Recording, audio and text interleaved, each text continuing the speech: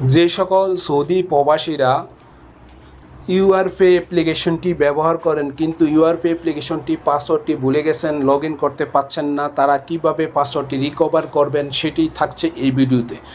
তাই যারা শিখতে চান তারা অবশ্যই ভিডিওটি কন্টিনিউ করবেন। আশা করি এই ভিডিওটি দেখে আপনারা ইউআরপে অ্যাপ্লিকেশনে ভুলে যাওয়া পাসওয়ার্ডটি রিকভার করা শিখে নিতে পারবেন। তাই চলুন শুরু করা যাক। তবে যারা আমার ইউটিউব চ্যানেলটিতে এখনও সাবস্ক্রাইব করেন না তাদের প্রতি রিকোয়েস্ট থাকবে অবশ্যই আমার চ্যানেলটিকে সাবস্ক্রাইব করে রাখবেন এই ধরনের হেল্পফুল ভিডিও পাওয়ার জন্য। আমি কি করব, প্রথমে ইউআরপে অ্যাপ্লিকেশনটিকে ওপেন করে নিচ্ছি। ইউআরপে অ্যাপ্লিকেশনটি ওপেন করার পরে দেখেন এরকম ওপেন হচ্ছে। ওপেন হওয়ার পরে আমি কি করব, এই লগ ইনে ট্যাপ করে দিব। লগ ইনে ট্যাপ করে দেওয়ার পরে আবার চলে আসলো এই পেজটি। এই পেজটিতে আসার পরে আমি কি করব, এখানে মোবাইল নাম্বার, এখন এখানে আকামা নাম্বারটি দিয়ে নিচ্ছি। যেহেতু আমি অনেক দিন ব্যবহার না করার কারণে এরকম দেখাচ্ছে, আপনাদের হয়তোবা দেখা যায় অন্যরকম দেখাতে পারে, সেটা আমি দেখাচ্ছি পরে। আমি এখানে আমার মোবাইল নাম্বারটি দিয়ে দিচ্ছি, এখানে আকামা নাম্বারটি দিয়ে দিচ্ছি।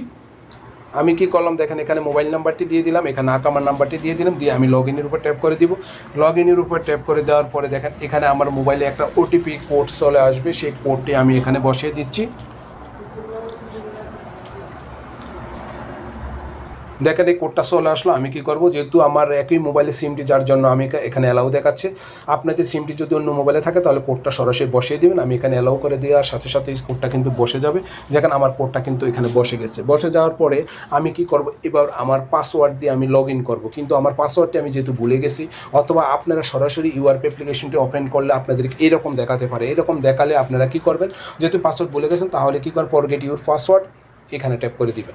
এই ফরগেট ইউর পাসওয়ার্ডটি ট্যাপ করে দেওয়ার পরে নতুন এই ইন্টারফেসটি ওপেন হবে। ইন্টারফেসটি ওপেন হওয়ার পরে ইউজার ভেরিফিকেশন, এখানে কিন্তু আপনাদের জন্ম তারিখটি বসিয়ে দিবেন। আপনাদের যে পাসপোর্টে যে জন্ম তারিখটি আছে সেই পাসপোর্টের থাকা জন্ম তারিখটি এখানে আপনারা বসিয়ে দিবেন। আমি জন্ম তারিখটি বসিয়ে দিলাম। বসিয়ে আমি আবার নেক্সটে ট্যাপ করে দিব। নেক্সটে ট্যাপ করে দেওয়ার পরে আমার নতুন আরেকটি ইন্টারফেস ওপেন হবে। যদি নেক্সট না হয় তাহলে আবার দ্বিতীয়বার আপনারা ট্যাপ করে দিবেন। আমি আবার দ্বিতীয়বার ট্যাপ করে দেওয়ার সাথে সাথে দেখেন আমাকে এই পেজটিতে নিয়ে আসলো। দেখেন আমার এই পেজটি ওপেন হলো। এই পেজটি ওপেন হওয়ার পরে যেহেতু আমি প্রথম যে পাসওয়ার্ডটি দিয়েছিলাম সেটা ভুলে গেছি, আমি নতুন করে পাসওয়ার্ড রিকভার করতে চাই। সেই পাসওয়ার্ডটি আমি এখান থেকে রিকভার করবো। তার জন্য আমি আমার মতো করে 4 ডিজিটের পাসওয়ার্ড দিব।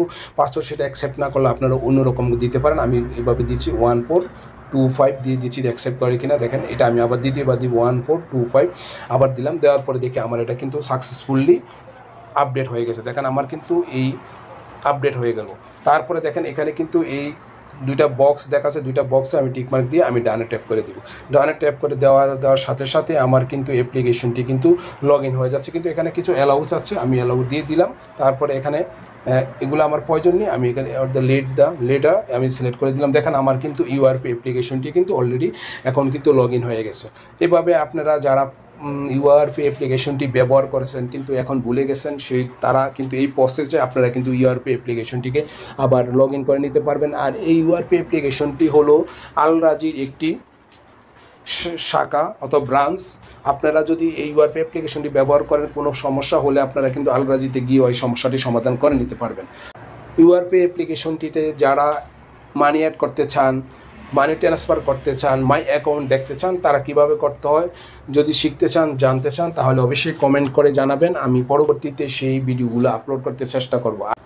আজ যেহেতু আমি আপনাদেরকে ইউআরপি অ্যাপ্লিকেশনটি কীভাবে পাসওয়ার্ডটি রিকভার করতে হয় দেখাবো বলেছি, আমি সেটি আপনাদেরকে দেখালাম।